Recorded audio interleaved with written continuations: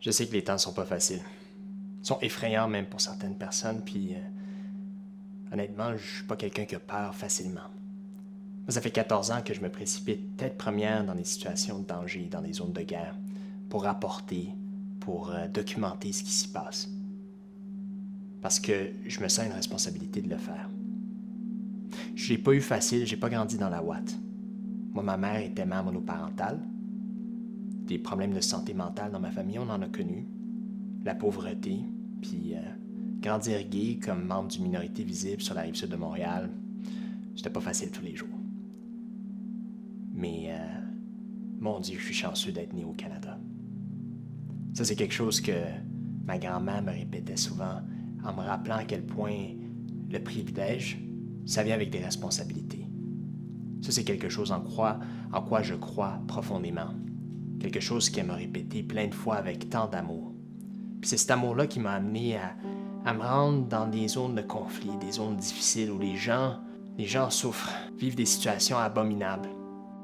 Pendant 14 ans, comme journaliste puis enquêteur auprès d'organisations des droits de l'homme, j'ai rencontré des gens en fuite.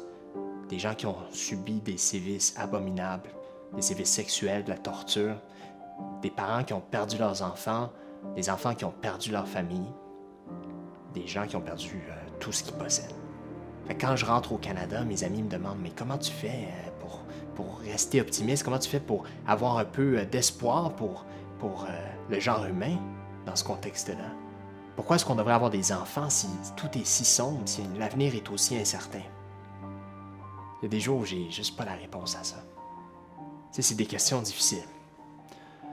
C'est des questions difficiles, mais dans ces moments-là, j'essaie de prendre une pause, je mets mon téléphone de côté, puis je regarde autour de moi. Puis là, je vois des petites plantes qui poussent à travers le béton, sur le bord des maisons, des plantes qu'on appelle des mauvaises herbes. Puis ces petites plantes-là, malgré tous les herbicides qu'on leur jette à la face, malgré le fait qu'on essaie de les couper puis de s'en débarrasser, elles persistent.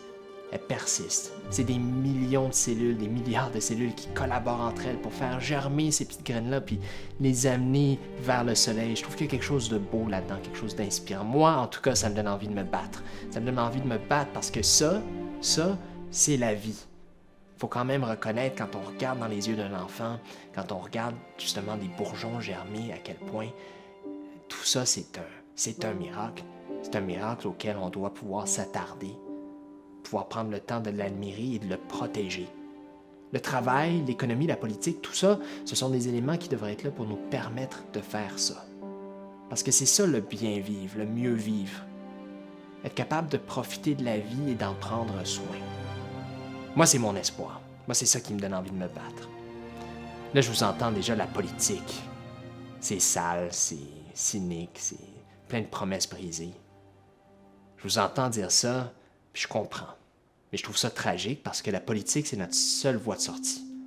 C'est le seul outil qu'on a pour combattre non seulement les changements climatiques, mais aussi la hausse des inégalités. Fait qu'il faut s'en servir de la politique, il faut l'investir, il faut qu'il y ait des bonnes têtes, des gens de cœur qui s'investissent en politique. Et c'est la raison pour laquelle j'ai décidé de me lancer à la course à la chefferie du Parti vert du Canada. Pourquoi les Verts? Parce qu'ils sont humbles, parce qu'ils sont honnêtes puis réalistes.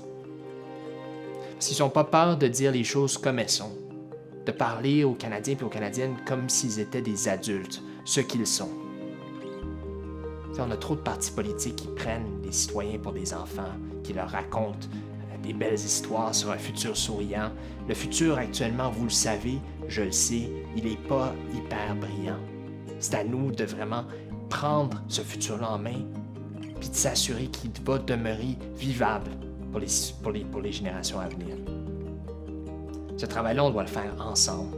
C'est sûr que le Parti vert a eu quand même quelques problèmes ces derniers mois. Ça a été triste et frustrant pour beaucoup de monde.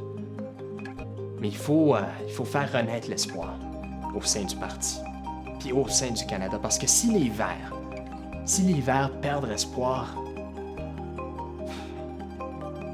ça augure très mal pour le reste d'entre nous. Donc moi, je veux lancer un défi. Je veux lancer un défi pour que les Verts, le Parti vert, renaisse de ses cendres.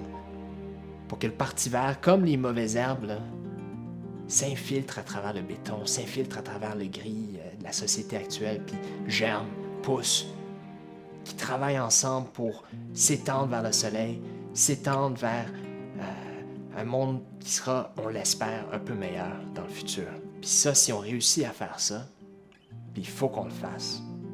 Ceux qui ont perdu l'espoir à travers nous, autour de nous, ils vont peut-être s'arrêter, nous regarder puis dire « Hey, ça c'est beau, puis j'ai envie d'en faire partie. »